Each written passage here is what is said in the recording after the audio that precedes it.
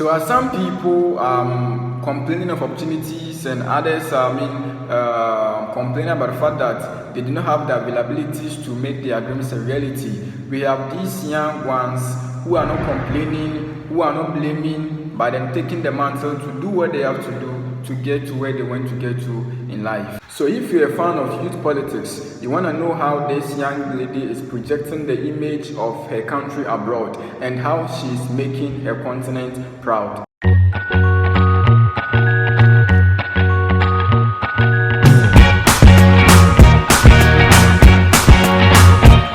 Hi guys, welcome to my YouTube channel. My name is Shimane Clever and I'm super proud to be with this particular moment. It is Success with Clever. It's of our episodes to bring to you personality profile, people that are actually changing the narratives of Africa, people that doing amazing well in all walks of life, people in diaspora, people in other parts of the world that you like to hear from, you like to listen to their stories to motivate you and then to keep you up going, and above it all to help you keep hope alive. So introducing to you today is one of the ladies that is actually doing all that many can do.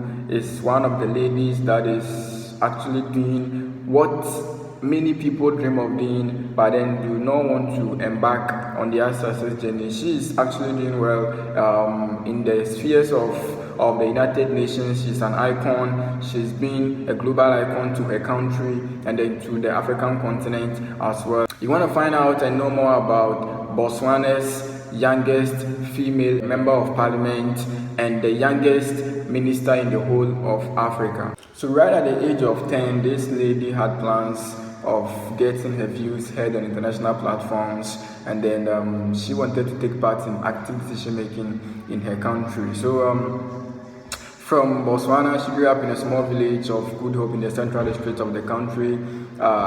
She just like any other person, she attended primary and secondary school, but all in the same Botswana country, and then went on to study at the University of Botswana, where she earned a bachelor's degree in economics. And that is so great. So looking at his background, there's no doubt that this lady actually has interest in public interest, and then she'd like to express her concern on matters of national and international concern. So looking at his economic background, it really depict the fact that he actually wants to take part in economic policies, and then policies that will increase the awareness and then to promote the well-being of people. So right after completing her undergraduate studies, Kenwanda received a scholarship to pursue a master's degree in international economic policy at the Columbia University in New York City. So right after the completion of her first degree, which is in economics, she further went into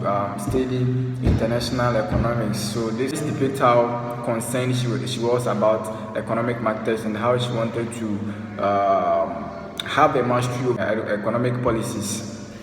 Just like many other people, I see people who want to do great things in life. They find their niche, but then instead of paying more attention to what they have to do, they just move from one space to another, thinking that they just going out exploring opportunities. But I believe that the best of opportunities is what you can do and do best. Just like Bogolo Joy Kinwando, that's what she did. She found out that she's so into economics, and then she needed to pursue it. So after completing a master's degree, Kenwanda returned to Botswana, that's her main country, and then she worked as an economic consultant for various organizations, including Ghana. So even here in Ghana, this young lady had the opportunity to work here in Ghana, even though she's from Botswana, and then she worked in trading industry, and then she helped so much to make policies of both national and international concern, even though she's from Botswana. Putting that one aside, some of the organizations she also worked for includes the African Development Bank and the United Nations Development Program as well. So at a younger age, she was being featured on international platforms like the UN. I mean, we all know that to get to this international scene requires a lot of hard work and then dedication. So in 2018, Kenwando was appointed as the Minister of Investment, Trade and Industry. So it means that when she got to know her niche, she handled it very well. From her economics background, she was able to become the Minister of Investment, Trade and Industry in Botswana. And that is not it. She's seen by many as the youngest minister in the whole of Africa. So looking at the combination of about 54 countries and then being the youngest minister, and then not only that, but being the youngest female minister in the whole of Africa, I believe this girl is so amazing. This girl, in fact, she's an icon, and I personally like her so much. So as a minister, she's just been responsible for promoting economic diversification and attracting foreign investment to the country. So look at the big country at large. This young girl has, the ideas of bringing attracting foreign investment into the. Let me take you through how she got to the ministerial position. She started from being an MP, a member of parliament, and then she was appointed by the then president at the time to be a member of parliament.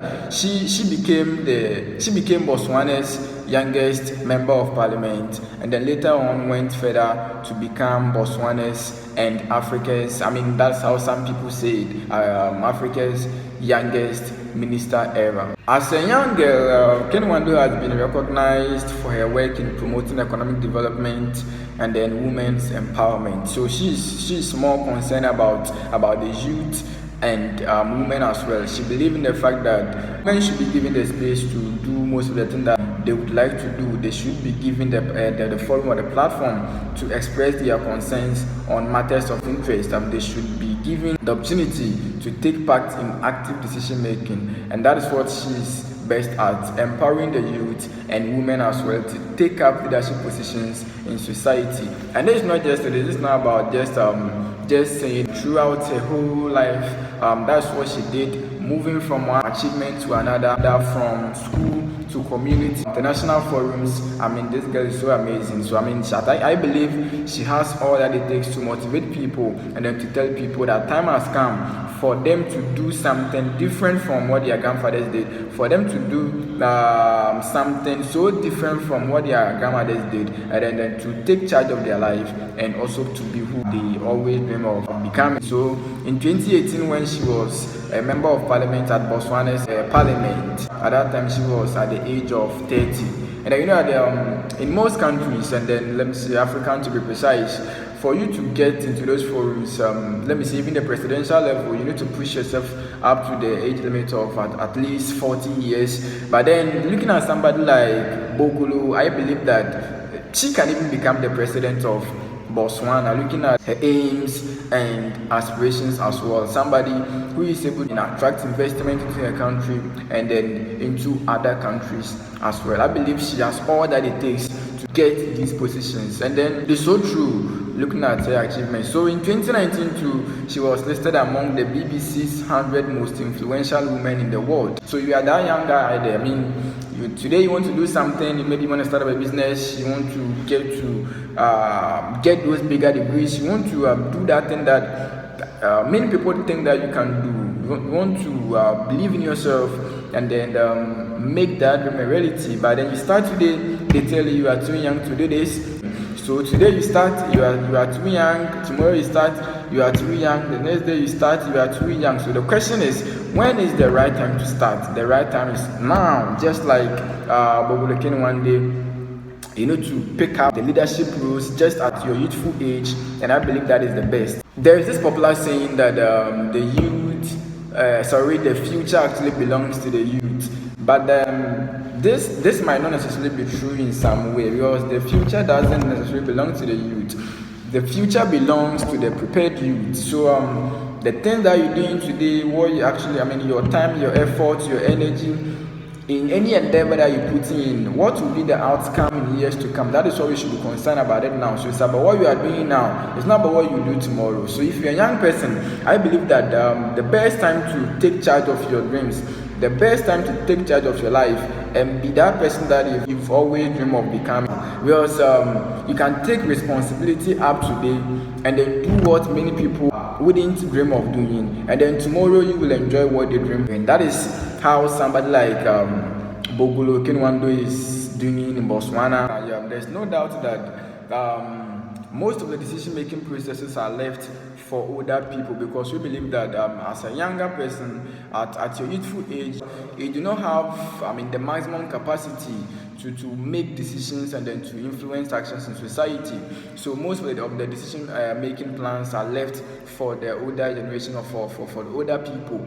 But I believe this might not necessarily be the right way, because we have young guys and ladies out there that have mastery over what we think the youth can do. A country like Ghana has a majority of its population, the larger population being the youth. So I believe that if the decision-making process in a country like Ghana is more focused in the hands of the youth, I believe it's going to do the country a great job. But then looking at somebody like Joy, she didn't just, like I said, she didn't just stand up to be who she is. But the fact that the youth should be allowed in the decision-making process in our various countries, I think not everybody like that. You should have what it takes to be what you want to be. So somebody like Joy Kinwande, right from age 10, 10 years, she had plans of helping people look better and then feel better. And then this was evidenced in the fact that she was able to give to the poor and needy most of the things she had,